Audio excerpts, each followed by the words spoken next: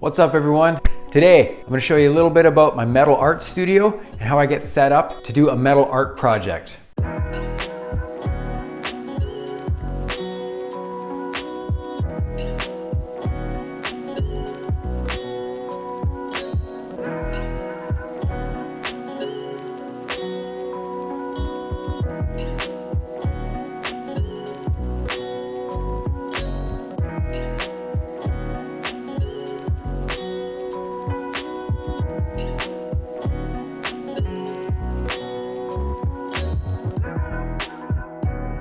What's up everyone? Welcome to another episode from Pacific Arc Tig Welding. My name's Dusty. A little bit of a different episode today here. I got a viewer question who was asking basically how I set up for a metal art piece. What do I do as far as the table? Some people who watched my videos before have seen me spinning the table around while I'm welding something out. So I just want to go over a little quick tour today, show you kind of what gear I set up with, how I set my table up so I can spin it and get ready for an art piece. Basically everything that I do before I start up the Dremel tool and engrave on a piece. So let's get to it.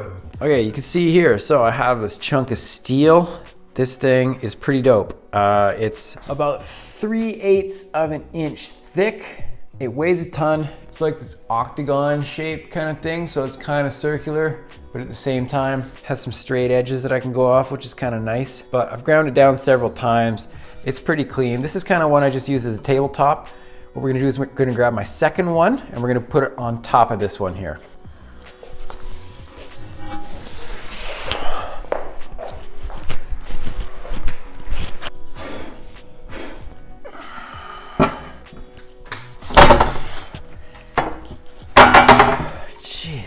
Heavy.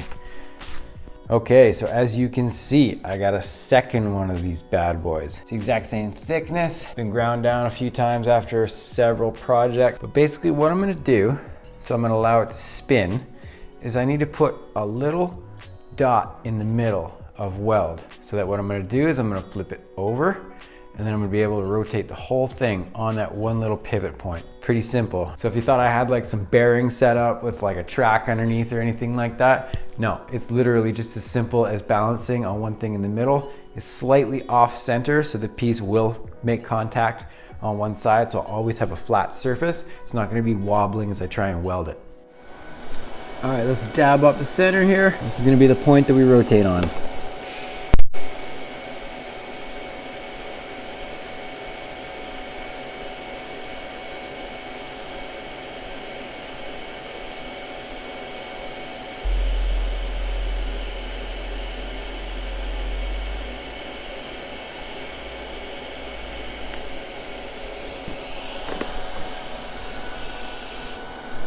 All right, there we go. Let's flip her over and see if I got enough weld on there for it to pivot on now.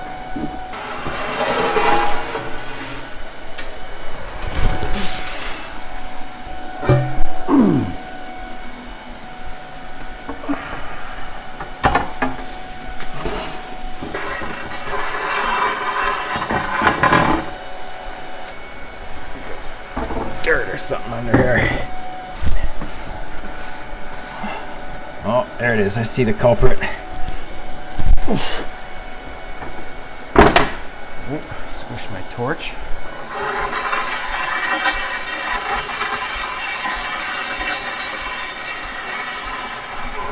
There we go. Now we have a surface that will spin, so I can work all around the piece as I weld on it. All right, so here's the piece I'm gonna weld on here today. Or not today, but soon. This is what we're gonna tack up today. So I forget what size I got these sheared at. 11 inches, 280 mil by 14 inches, 356 mil. So it's been sheared up, so I need to make sure that the edges have not got the plastic impermeated on it when the shear came down and chopped it up. So we're gonna peel it. It's the best part, trust me. And we're gonna give it a little clean here real quick, and then gonna get ready and tack it to the plate.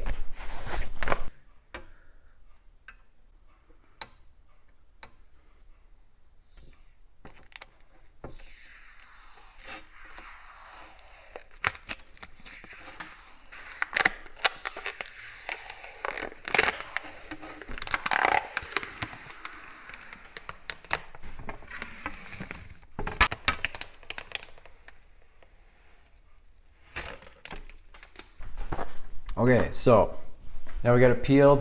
What I'm gonna do is roughly position it in place here. And give it a quick clean just to get any remnants of the plastic off the edges where it got sheared.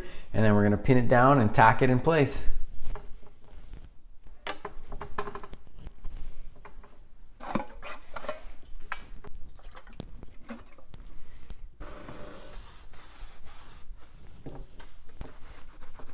There we go. So we just need to worry about the edges right now. We don't gotta do the middle yet. Try not to get any lacquer on the gloves I'm about to weld with. I think we're good. All right, we got our guy roughly positioned center here. So I'm just gonna start by tacking the 4 corners. We'll go from there.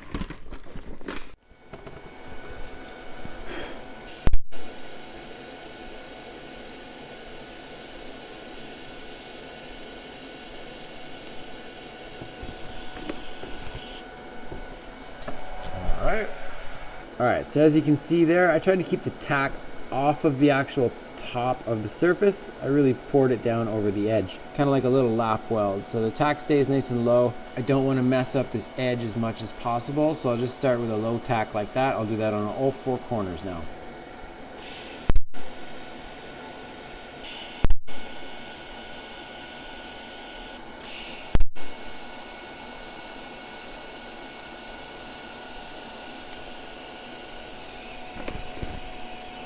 Okay, there we go. Okay, so I do know with this piece, it's going to be positioned, it's going to be a vertical piece like this. Most of the welding and subject matter is going to be kind of down in this corner here. I already know it's going to go on around here. I am going to put stitches all the way around here, probably intermittently, maybe do like 4 or 5 across the top here. I'll do probably intermittently along here, but I do know because like I said, most of the weld that I'm doing here, I've already planned ahead where the worst of the thermal expansion is going to be, which is going to be probably around this corner here. So I really got to make sure I tighten up my tacks. I might even end up buttoning them all together so that it's a continuous kind of weld along here.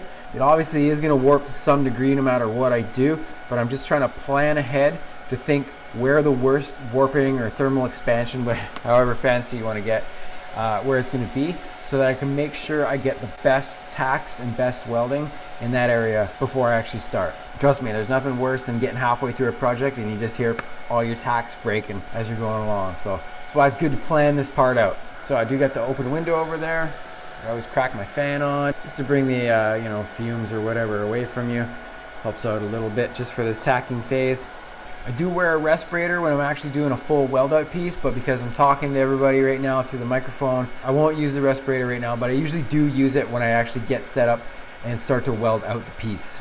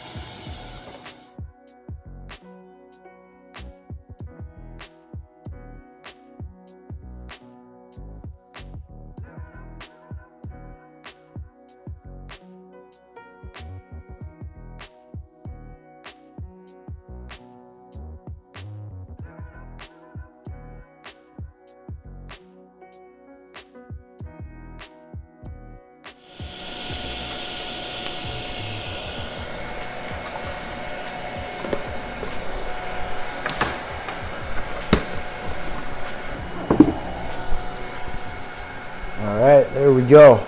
So I lied, I did put the respirator on. Ended up doing a little bit more stitching than I thought I was going to tonight. I throw the respirator on, I get the fan going, the windows open over there, get a bit of air moving, which is nice, and obviously the respirator is going to keep the old lungs safe, which is good. So but let's take a look at what I got going on here now. Okay, so as you can see, we have this thing tacked up super well. So I've done intermittent stitching along these sides here for this piece, and then I welded it full stitching, and this is back step stitching.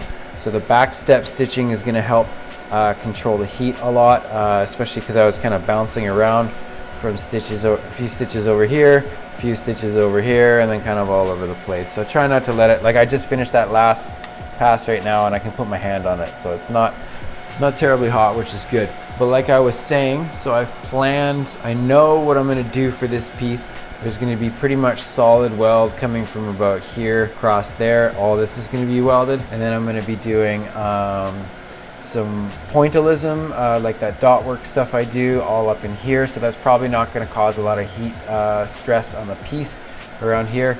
And then I'm going to be painting all up there. So I've kind of planned it all out. So I know this area is going to be under heavy stress. So I really want to make sure that I buckle this side down in the corner there, and then this guy's not going to move at all. But like I said, as far as gear goes, when I get down to welding the actual piece, definitely be using my respirator. My respirator is on pretty much at all times when I'm welding now. I used to kind of mess around with it a little bit here and there, but I don't know. I've just been thinking about it a lot lately. I listened to some good podcasts where they talked about the safety of you know, keeping your lungs safe and all that stuff. And to be honest, I've done a pretty terrible job of keeping my lungs safe all these years. So I'm going to try and keep them safe pretty much at all times now when I'm doing my art pieces in here. I'm taking what I'm doing here really seriously.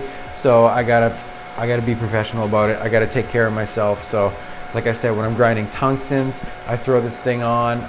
Basically anytime I'm doing any grinding or anything like that, I'm wearing eye protection and stuff, so keep it pretty safe in here now, which is good.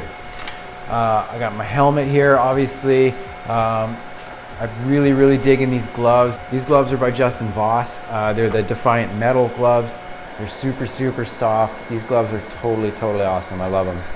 So this is obviously the torch that I use in all of my videos for my art pieces. This is a CK Worldwide CK9 style torch.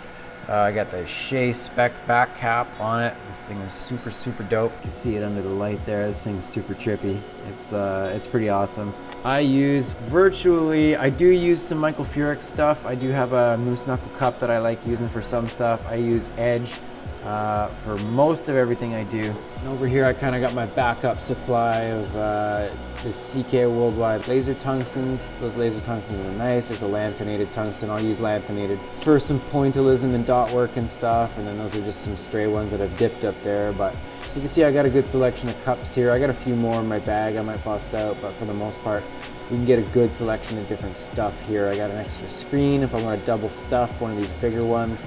Sometimes when you double stuff screens, you get a little bit smoother gas flow with some stuff depending what you're doing. And then aside from that, this is the welding machine, the CanaWeld 201 Pulse D. I've used this like virtually for every video I do in here. I freaking love this machine. Very simple. The CK9 torch was a solid upgrade. It's a DINS connector, so it just plugs in super easy. It literally takes like 10 seconds to swap the original torch that the machine came with this CK9 guy here. So very simple. But that's it. So this piece now, all I have left to do is just fully wipe it down. I'm gonna use some more lacquer. I might go to the store and get more acetone. We'll see what I feel like doing tomorrow. But basically, we just wanna keep it super clean. Obviously, I won't do it here because I wanna save it for the video I'm actually gonna do for this piece, but I'll start sketching it up with pencil, and then I'll engrave it. And then once it's fully engraved, then I'll go for the very final decontamination and just totally clean the hell out of this thing. Get it super ready to weld. But as far as getting ready to do a weld piece, you just saw it, it's pretty simple. I just like being comfortable. I like being able to move the table around so that I can see everything really well. That's about it. I just like having my gear right here. I usually have some tunes on. Tunes are very important to me actually. When I'm working on a piece, I almost obsessively pick the music that I'm going to be listening to with something like this. So if you watch my Instagram stories, check out my Instagram. It's on screen right there. Follow me on Instagram. I usually post the type of music that I'm really listening to heavy that week. So if you're interested in what I dig as far as music, follow me on social media right there. But that's it. This is the studio. I come in here, like I said, tunes in and all the bullshit from the day out, and that's it. I just go in, I come and work, I have fun. Most of the time it's a successful session, sometimes it's not. That's just the way it goes. So anyways, I hope everybody enjoyed this one. This one was super cool. I kind of let everybody kind of take a look behind the curtain a little bit. So if you enjoyed this video, please like, subscribe. Oh, there's the fan turned off here real quick. I hope everyone's doing good out there. We'll talk soon. Peace.